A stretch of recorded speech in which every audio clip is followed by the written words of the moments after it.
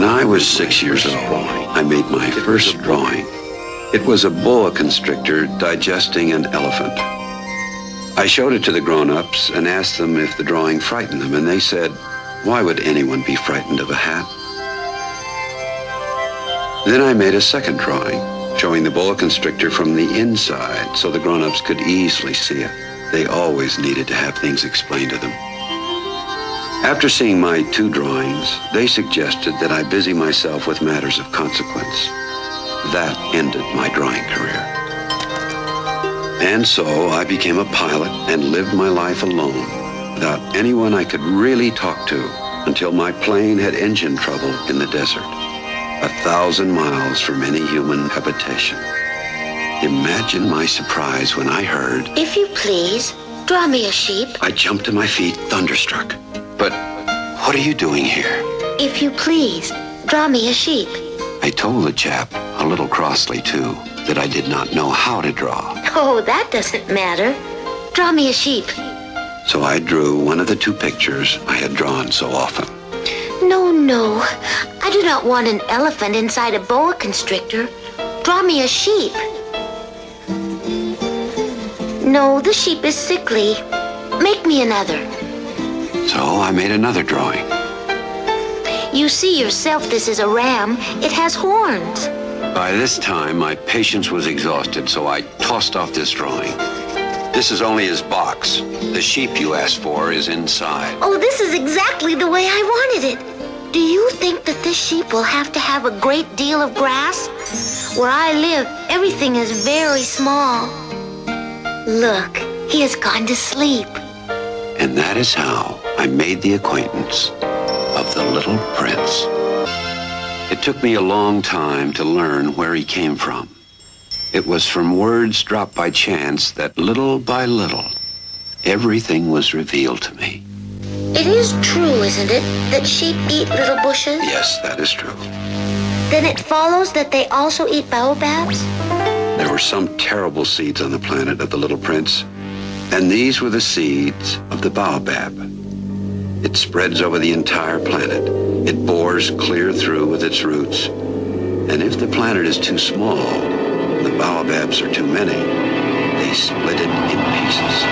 It is a question of discipline. You must see to it that you pull up all the baobabs at the very first moment when they can be distinguished from the rest. At that moment, I was very busy trying to unscrew a bolt that had got stuck in my engine. A sheep, if it eats little bushes, does it eat flowers too? A sheep eats anything it finds in its reach. Even flowers that have thorns? Yes. Then the thorns, what use are they? I was very much worried, and I had so little drinking water left that I had to fear the worst. The thorns, what use are they? The little prince never let go a question once he had asked it. The thorns are of no use at all. Flowers have thorns just for spite. Oh, I don't believe you. Flowers are weak creatures. They reassure themselves as best they can. They believe that their thorns are terrible weapons. Don't you see that I am very busy with matters of consequence? Matters of consequence? You talk just like grown-ups. The flowers have been growing thorns for millions of years. For millions of years, the sheep have been eating them just the same.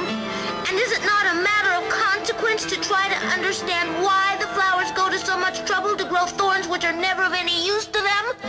And if I know, I myself, one flower which is unique in the world, which grows nowhere but on my planet, but which one little sheep can destroy in a single bite some morning without even noticing what he's doing.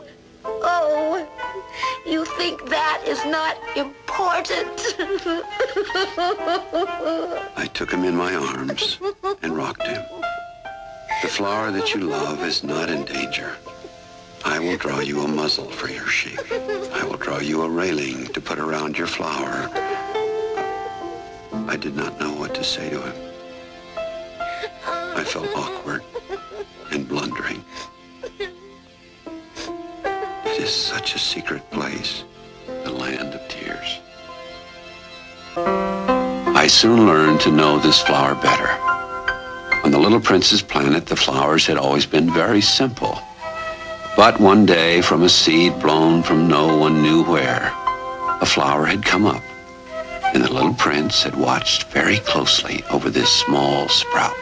It might, you see, have been a new kind of baobab. But the shrub soon stopped growing and began to get ready to produce a flower. She chose her colors with the greatest of care. She adjusted her petals one by one. And then one morning, exactly at sunrise, she showed herself. Oh, I beg that you will excuse me. My petals are still all disarranged. Oh, how beautiful you are. And I was born the same moment as the sun. She was embarrassed over having let herself be caught on the verge of an untruth. She could not have known anything of any other worlds. She had come in the form of a seed. The screen?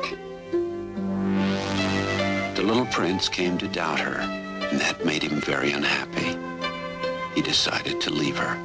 I was too young to know how to love her.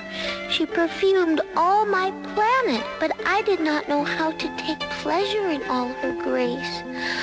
Oh, I ought to have judged by her deeds, not by her words.